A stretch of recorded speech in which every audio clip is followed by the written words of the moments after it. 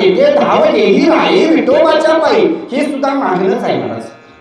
तुकोबा राहायचं या पंच ज्ञानेंद्रियाच्यासाठी मागितलेलं मागणं आहे महाराज.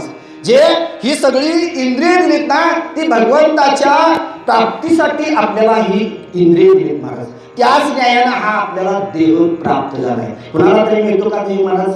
कुणाला तरी मिळत नाही. सहजासहजी न मिळणारा हा देह, कागदाली न्याय पावला हा देह, न घडतो उपाय घडाले सहजासहजी शेवटची पाळी, तेव्हा मनुष्य जन्म चुकली यावर मग फेरा पडे.